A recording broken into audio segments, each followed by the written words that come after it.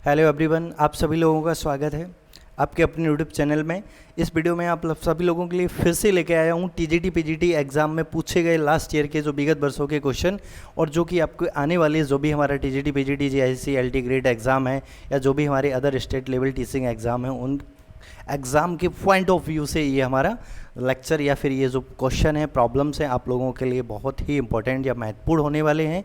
तो इस वीडियो को लास्ट तक वॉच कीजिए। आइए देखते हैं फर्स्ट प्रॉब्लम। फर्स्ट प्रॉब्लम में क्या है? फर्स्ट प्रॉब्लम में मुझे दे रखा है कि इफ इज फाइनाइट सेट, यदि ए आपका कोई फाइनाइट सेट है, यहाँ कैपिटल ए होना चाहिए, इफ ए आपका कोई फाइनाइट सेट है। फाइनाइट सेट से सबसे पहले हमारा मेन क्या होता है कि एक ऐसा सेट जिसमें फाइनाइट एलिमेंट्स हों। मान लिया कि एक सेट ए है जिसमें नंबर ऑफ एलिमेंट n है, तो फिर उसके बाद पूछा है कि बाइनरी ऑपरेशन उसमें कितने होंगे। How many possible binary operation, binary operation possible कितने होंगे। तो सबसे पहले एक मैं छोटा सा आपको कॉन्सेप्ट एक्सप्लेन कर रहा हूँ, उसके बाद अपना बाइनरी ऑपरेशन को डिफाइन करते हैं। यदि आप लोगों ने देखा होगा, यदि कोई फंक्शन है f such that a tends to b, इसमें टोटल नंबर ऑफ फंक्शन कितने होते हैं, टोटल नंबर ऑफ फंक्शन कितने पॉसिबल होते हैं। यदि इस सेट ए और बी दोनों हमारे नन एम्प्टी सेट हैं तो इसमें कितने टोटल पॉसिबल फंक्शन होंगे। तो ये जो total number of possible function होते हैं, कार्डिनलिटी ऑफ ए की power cardinality of B. Cardinality से मीन क्या है हमारा कि सेट में कितने एलिमेंट हैं। जैसे सपोज इसमें आपके n एलिमेंट हैं, इसमें m एलिमेंट हैं, तो टोटल नंबर ऑफ फंक्शन हो जाएंगे m की पावर n। बस इतना ध्यान रखिए कि इसकी कार्डिनलिटी, इसमें जितने नंबर ऑफ एलिमेंट्स हैं उसकी पावर, जो आपका डोमेन है उसमें नंबर ऑफ एलिमेंट्स वो। तो आइए देखते हैं अब बाइनरी ऑपरेशन को। इस कॉन्सेप्ट को यूज़ करते मैं बाइनरी ऑपरेशन को डिफाइन करता हूँ। बाइनरी ऑपरेशन क्या होता है? बाइनरी ऑपरेशन एक फंक्शन है। बाइनरी ऑपरेशन एक फंक्शन है जो हमारा एक कोई सेट है उसके उसी के साथ कार्टिजन प्रोडक्ट से उसी सेट पे डिफाइन होता है। तो इस तरह इसको यानी बाइनरी ऑपरेशन एक फंक्शन है जो a cross a tends to a पर डिफाइन होता है। तो इसके अकॉर्डिंग मुझे पता है कि a की कार्डिनलिटी कितनी है? n है। तो यहाँ से यदि मैं a क्रॉस a यानी इसके कार्टिजन प्रोडक्ट की प्रोबेबिलिटी बोलूँ तो n इंटू एन यानी n स्क्वायर हो जाएगी।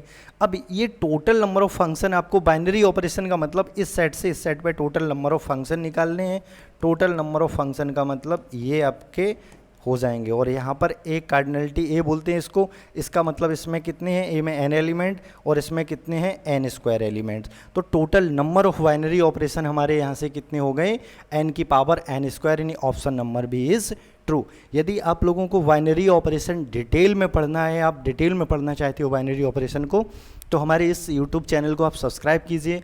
मैं अपने इसी प्लेटफॉर्म पे आपको जो IIT जैम नाम से एक न्यू प्लेलिस्ट मैंने बना रखा है, उस प्लेलिस्ट पे मैं आपका पूरा आपका जो नंबर थ्योरी है, प्लस आपका ग्रुप थ्योरी है, रिंग थ्योरी है, और फिर रियल एनालिसिस है, आपका कॉम्प्लेक्स एनालिसिस है, मॉडर्न एल्जेब्रा का जितना भी हमारा मोस्ट प्रोबेबल पार्ट्स है, मैं सभी पार्ट्स को 1 बाय 1 करके डिटेल में डिस्कस करने वाला हूँ। तो इसलिए यदि आपको ये बाइनरी ऑपरेशन या फिर आपका ग्रुप थ्योरी का कॉन्सेप्ट आपको डिटेल में पढ़ना है तो हमारे इस चैनल को सब्सक्राइब कर लीजिए। और मैं आपको नेक्स्ट टाइम मॉर्निंग शिफ्ट में आपको IIT जैम प्लेलिस्ट पर एक आपको जो बाइनरी ऑपरेशन का वीडियो अपलोड करने वाला हूं, तो उसे आप ज़रूर वॉच कीजिए। तो उससे ये बाइनरी रिलेशन का आपका पूरा कॉन्सेप्ट क्लियर हो जाएगा। आइए देखते हैं नेक्स्ट क्वेश्चन, क्वेश्चन नंबर 2। इसमें क्या है? The generator of a cyclic group 6, generator of the cyclic group 6 की power n such that n tends to integers. यानी यहाँ पर मुझे क्या दे रखा है? मुझे एक ग्रुप दे रखा है जिसमें एलिमेंट किस में है? 6 की पावर n फॉर्म में, और n कहाँ से आ रहा है? सेट ऑफ इंटीजर से। n कहाँ से आ रहा है? Set of integer. Set of integer से मीन क्या होता है? जिसमें 0 प्लस माइनस 1 प्लस माइनस 2 इस तरह के जितने हमारे नेचुरल नंबर हैं वो प्लस माइनस वाले और 0 ये सभी इंक्लूड होते हैं। तो इस तरह से अगर मैं थोड़ा डिटेल में इसको अगर लिखना चाहूँ थोड़ा डिटेल में, तो ये आपका इस तरह से 6 की पावर -3, 6 की पावर -2, 6 की पावर -1, और फिर अगर 6 की n की वैल्यू 0 रखेंगे तो 1 मिलेगा। फिर 6, फिर 6 स्क्वायर, 6 क्यूब और डॉट डॉट, इस तरह के टोटल एलिमेंट इसमें प्रेजेंट होंगे इस सेट में। और इस सेट का मुझे पूछा है जनरेटर। जनरेटर से मेन क्या होता है कि यदि एक हमारे पास यदि साइक्लिक ग्रुप है, यदि कोई हमारा साइक्लिक ग्रुप है, तो उसमें साइक्लिक ग्रुप की जो डेफिनेशन होती है कि जी यदि हमारा जैसे ये सेट है, ये सेट यदि हमारा जी साइक्लिक ग्रुप होगा, यदि ये साइक्लिक ग्रुप होगा तो इस जी के अंदर एक ऐसा एलिमेंट ज़रूर मिल जाएगा जो उस पूरे ग्रुप को ये जनरेट कर दे। इस जी के अंदर, उस ग्रुप के अंदर ज़रूर एक ऐसा एलिमेंट मिल जाएगा जिससे वो एलिमेंट पूरे ग्रुप को जनरेट कर दे। एलिमेंट ग्रुप जनरेट करने से हमारा मेन क्या है कि उस एलिमेंट की पावर आप 1 बाई 1 इंक्रीज करते जाइए, आपको उस ग्रुप में जितने एलिमेंट्स हैं वो सभी एलिमेंट्स रिड्यूस हो जाएंगे। तो इसके अकॉर्डिंग अगर मैं इसमें देखूं ध्यान से, ये जो सभी दिख रहा है मुझे 6, यानी 6 की पावर 1 बाई 1 करके रख के मुझे सारे एलिमेंट्स मिल जाएंगे। तो 6 क्या हो गया, 6 इस ग्रुप का जनरेटर हो गया है, 6 इस ग्रुप का जनरेटर हो गया है। अब बट मुझे ऑप्शन से अगर केयरफुली देखना है, 6 इसमें भी है, इसमें भी है। अब आगे चलते हैं हम एक property of generator. Property of generator क्या होता है कि यदि 6 इसका जनरेटर है, 6 जनरेटर है जो सेट में बिलोंग कर रहा है, यानी ग्रुप में बिलोंग कर रहा है, तो इसका इन्वर्स 1/6 भी इसका जनरेटर होता है। यानी कोई एक एलिमेंट किसी ग्रुप का जनरेटर है तो उसका इन्वर्स भी हमेशा उस ग्रुप का जनरेटर होगा। तो इसके अकॉर्डिंग ऑप्शन नंबर सी हमारा ट्रू हो जाएगा। यदि आपको ये इन्वर्स कैसे निकालते हैं, कैसे 1/6 इस 6 का इन्वर्स आ गया है, इसको समझना है तो इसके लिए आपको पहले बाइनरी ऑपरेशन को समझना होगा, उसके बाद आप इसको डिटेल में समझ सकते हो। तो उसके लिए मैं पहले से ही रिकमेंड कर चुका हूँ कि मैं नेक्स्ट सेक्शन नेक्स्ट डे आपको अपने IITJAM प्ले लिस्ट पर आपको बाइनरी ऑपरेशन और आपका ग्रुप या basic group structure, semi group क्या होता है, मोनोइड क्या होता है, ग्रुपॉइड क्या होता है, ग्रुप अबेलियन ग्रुप क्या है, साइक्लिक ग्रुप क्या है, इसके रिगार्डिंग मैं आपको next video IITJAM play list पर प्रोवाइड करा दूंगा। आप वहां से उसको जाके फुल वॉच कर सकते हो। उसके रिस्पेक्ट में आई होप आप बाइनरी ऑपरेशन को समझ सकते हो। चलिए देखते हैं next question, question number 3। Question number 3 में ये सिंपल क्वेश्चन है बट ये रैंडमली मुझे कई बार एग्जाम में देखने को मिला है, इसलिए मैंने इस क्वेश्चन को यहाँ पर पिकअप किया है। इसका मुझे निकालना है रेंज। तो रेंज निकालने के लिए जो भी हम फंक्शन दिया है इसको y² बराबर लेट कर लेते हैं और फिर से उसको अरेंज कर लेते हैं, y² लेट करके, और इसका क्रॉस मल्टीप्लाई कर देते हैं। क्रॉस मल्टीप्लाई करेंगे तो ये आपका y² प्लस का x प्लस का 1 is equal to x² plus का x प्लस का 2। अगर केयरफुली आप इसको इधर लाओगे और x² कॉमन टेक करोगे तो आपको ये मिलने वाला है x और प्लस का y माइनस का 2 इज इक्वल टू 0। अब अगर इसको देखो, ये x में क्वाड्रेटिक इक्वेशन है, जो आपका ये a हो जाएगा, ये b और ये c। तो मैं जानता हूँ कि x क्या है, x एक रियल नंबर है, x रियल नंबर है, तो इसके द्वारा रिप्रेजेंट जो हमारा डिटर्मिनेंट्स होगा वो भी रियल रूट्स को रिप्रेजेंट करेगा, यानी d का वैल्यू ग्रेटर देन 0 होगा। d क्या होता है, d v² minus 4ac, d क्या होता है v² माइनस 4ac। b क्या है यहाँ पर y माइनस 1 का whole square minus 4 into y minus 1 और इंटू ये आपका हो जाएगा y माइनस का 2 और ये ग्रेटर देन 0। इसमें यदि मैं y माइनस 1 को कॉमन लेता हूँ और फिर इसको सिंप्लीफाई करूँगा मैं, तो ये मुझे मिल जाएगा 7 माइनस का 3y ग्रेटर देन 0। यदि इसमें माइनस का मल्टीप्लाई करता हूँ मैं, माइनस का मल्टीप्लाई, तो ये आपका 3y माइनस का 7 और ये हो जाएगा लेस देन 0। इस इनइक्वालिटी को मुझे सॉल्व करके y का रेंज ढूंढना है या y का वैल्यू ढूंढना है जिसके लिए इनइक्वालिटी सेटिस्फाई कर जाए। इसको अगर मैं फर्स्ट फैक्टर को 0 के इक्वल करता हूँ तो y is equal to 1, second factor को 0 के इक्वल करता हूँ तो y इज इक्वल टू 7/3। अब यदि इन रूट्स को मैं रियल लाइन पर रिप्रेजेंट करता हूँ तो यहाँ से मुझे मिलता है, और प्लस माइनस अपनी ओर अल्टरनेट लगा लीजिए, माइनस साइन, क्योंकि ये लेस देन है, इनइक्वालिटी लेस देन है, तो जहाँ माइनस साइन आ रहा है उस इंटरवल को हम अरेंज कर लेते हैं।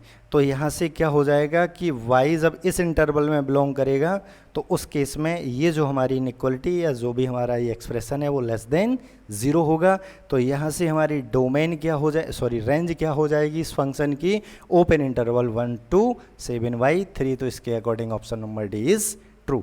आइए चलिए देखते हैं नेक्स्ट क्वेश्चन। नेक्स्ट क्वेश्चन क्या है, काफ़ी ज़बरदस्त क्वेश्चन है आपका नेक्स्ट, और बड़ा बहुत ही सिंपल सा कॉन्सेप्ट इसमें यूज़ होता है। यदि आपको ग्रुप थ्योरी या बेसिक कॉन्सेप्ट आपको ग्रुप थ्योरी के आते हैं तो उसके रिस्पेक्ट में इस प्रॉब्लम को विद इन ऑफ 1 सेकेंड में सॉल्व कर सकते हो। उसमें क्या बोला है कि index of every element of a group is finite, मतलब किस तरह से फाइनाइट या इनफाइनाइट जो भी है, वट ग्रुप मुझे फाइनाइट दे रखा है। एक चीज़ बस केयरफुली समझिए कि ग्रुप मुझे फाइनाइट दे रखा है। यदि ग्रुप की मैं बात करूं, यदि जी कोई ग्रुप है और ये फाइनाइट्स का मीन्स होता है इसमें नंबर ऑफ़ एलिमेंट्स हमारे फाइनाइट होंगे, यानी इसमें नंबर ऑफ़ एलिमेंट्स फाइनाइट्स यदि होंगे तो इससे मुझे ये पता चल रहा है, एक प्रॉपर्टी होता है कि यदि मैं एक एलिमेंट इस ग्रुप से लेता हूँ तो इस एलिमेंट का जो ऑर्डर होगा वो हमेशा ये तो बराबर होगा या फिर लेस देन होगा ऑर्डर ऑफ जो भी हमारा ग्रुप है उसके।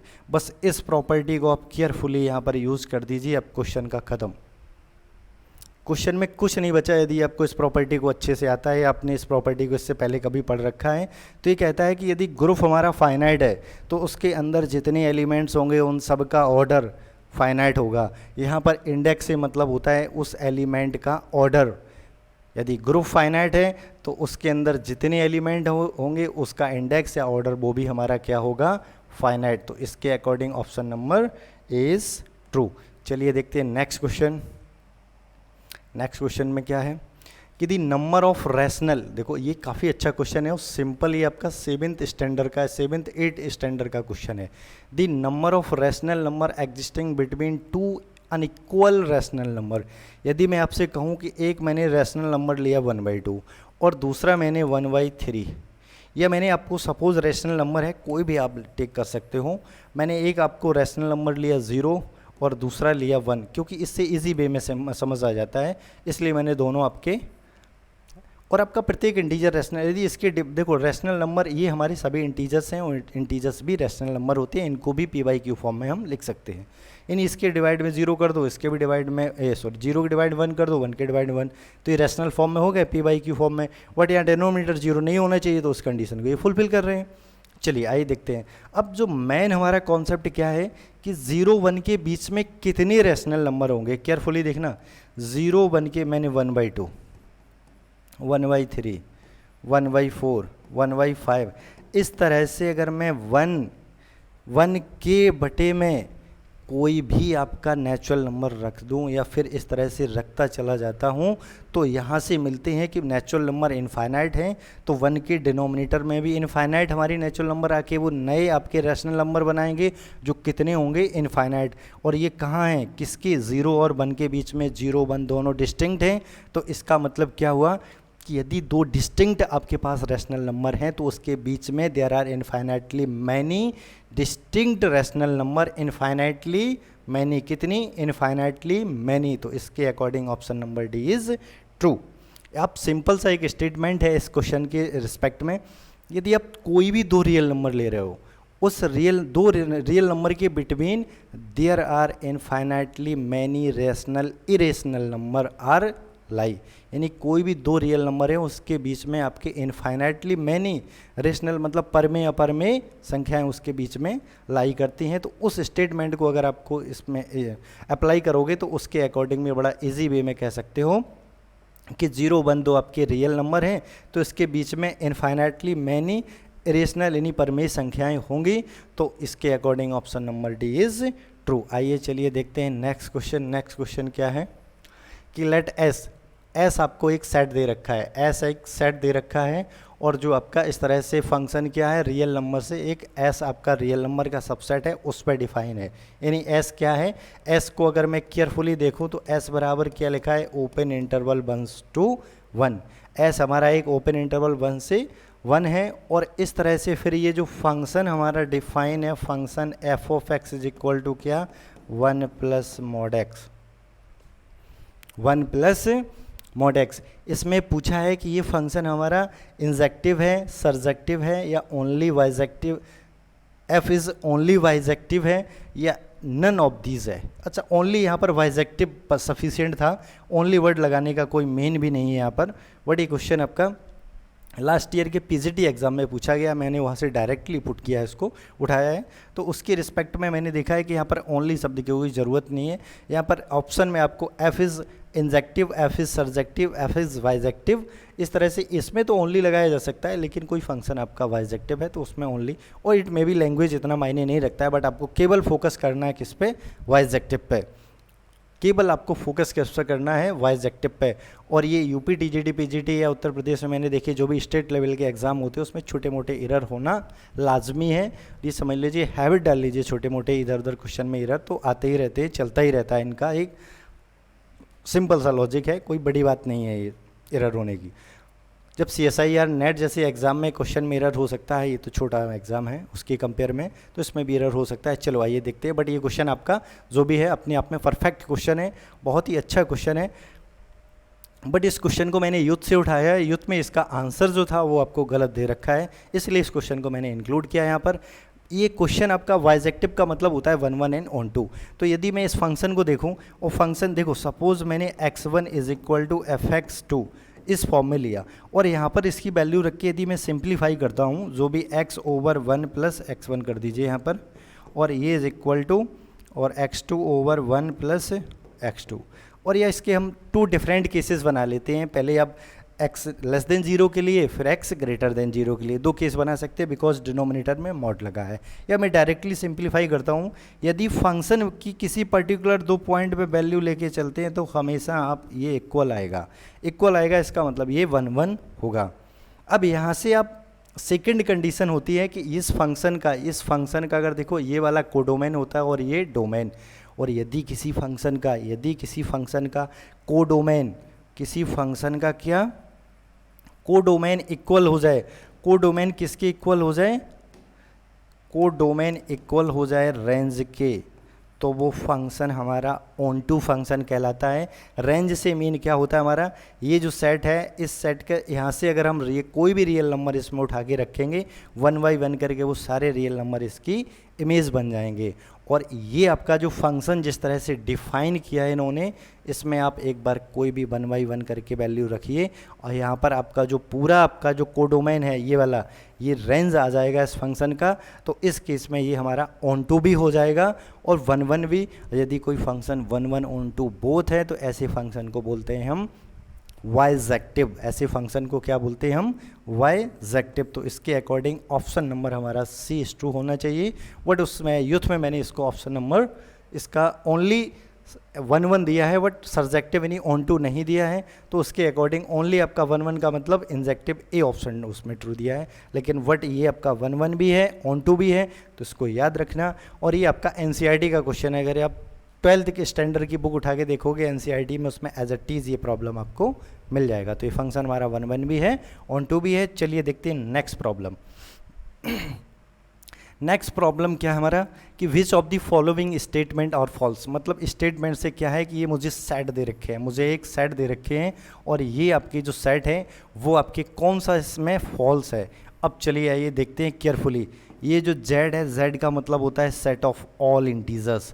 यदि सेट ऑफ ऑल इंटीजर्स को यहाँ पर मैं कॉमा लगा के एक बाइनरी ऑपरेशन, इसमें एडिशन यूज करता हूँ, तो ये आपका हमेशा एक साइक्लिक ग्रुप बनता है। क्या, साइक्लिक ग्रुप बनता है। इसको आप डायरेक्टली याद रखो कि z प्लस इज आपका साइक्लिक ग्रुप बनता है, और इसके ओनली 2 जनरेटर हैं, +1 -1, इस साइक्लिक ग्रुप के जनरेटर कहलाते हैं। साइक्लिक ग्रुप है तो उसमें जनरेटर जरूर होंगे, तो -1 +1 दोनों इसके क्या हैं, जनरेटर हैं। सेकंड देखते हैं Zn प्लस, यानी Zn सफिक्स में मैंने यहाँ 4 दिया है, मैंने n के लिए लिया है Zn, और यहाँ पर additive modulo n, additive modulo n operation होता है।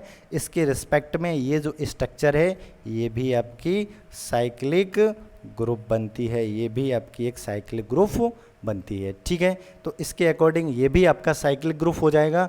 और थर्ड आपका क्या है, थर्ड में एक सेट दे रखा है S, एक सेट दे रखा है S आपको, थर्ड में एक सेट S दे रखा है, ये जो डायरेक्टली लिखा हुआ है। और with respect to multiplication operation, इसमें आपको ऑपरेशन मल्टीप्लाइकेशन दिया है।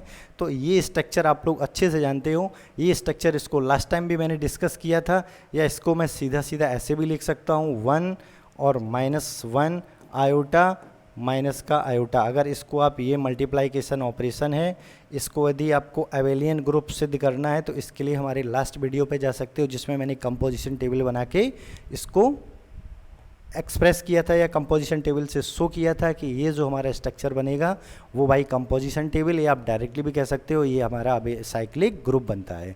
ठीक है, बिकॉज इसमें जो आपका साइक्लिक, आपको कंपोजिशन टेबल की ज़रूरत भी नहीं है। अगर आप केयरफुली, मैंने एक छोटा सा आपको स्टेटमेंट बताया था, यदि किसी ग्रुप में एक ऐसा एलिमेंट मिल जाए जिससे उस ग्रुप का ऑर्डर उस एलिमेंट का ऑर्डर बराबर हो जाए तो साइक्लिक ग्रुप हो जाएगा। जैसे कि मैं ऑर्डर ऑफ एस की बात कर रहा हूँ, यदि मैं ऑर्डर का मतलब उस एस में कितने एलिमेंट हैं, एस में एलिमेंट कितने हैं 4, तो इस ग्रुप का, इस सेट का या इस ग्रुप का ऑर्डर कितना हो गया 4। यदि मैं आयोटा की पावर 4 करता हूं तो मुझे आइडेंटिटी 1 मिलता है, तो इसके अकॉर्डिंग आयोटा का ऑर्डर भी कितना हो गया 4। तो एक आयोटा इसका एलिमेंट है, और यदि किसी ग्रुप के एक एलिमेंट का ऑर्डर उस ग्रुप के ऑर्डर के इक्वल हो जाता है तो समझ लीजिए कि वो ग्रुप हमारा फिर साइक्लिक ग्रुप होगा। तो ये भी हमारा साइक्लिक ग्रुप है। और लास्ट लेक्चर में मैंने आपको बताया था कि क्लेंस ग्रुप को K4 से डिनोटेड करते हैं। इसमें A, B, C, इसका ऑर्डर होता है 1 और इसका ऑर्डर होता है 2, इसका भी ऑर्डर 2, इसका भी ऑर्डर 2। तो इसमें यहाँ पर मुझे ग्रुप का ऑर्डर दिख रहा है 4, बट एक भी एलिमेंट ऐसा नहीं है जिसका ऑर्डर हो 4, तो इसके अकॉर्डिंग ये हमारा साइक्लिक ग्रुप नहीं होगा। तो option number D is true, क्योंकि इसमें पूछा था कि which of the following statement is false, तो ये हमारा साइक्लिक ग्रुप नहीं है, तो इसका option number D is true हो जाएगा। आइए देखते हैं नेक्स्ट क्वेश्चन में क्या है। दिस सेट एस, इसमें नेक्स्ट क्वेश्चन में क्या दे रखा है कि एस एज, ये आपका कैपिटल एस लिखा हुआ है, ये आपका क्या है सब ग्रुप है किसका, कोई एक ग्रुप जी है, कोई एक ग्रुप जी है, इसका सब ग्रुप है। यदि उस ग्रुप से मैं 2 एलिमेंट ले रहा हूँ ए बी, तो ए एच आपका जो भी होगा ए एच क्या होगा, बस उसमें केयरफुली मुझे देखना है। यहाँ पर मैं सिंपल लैंग्वेज में डिफाइन कर रहा हूँ।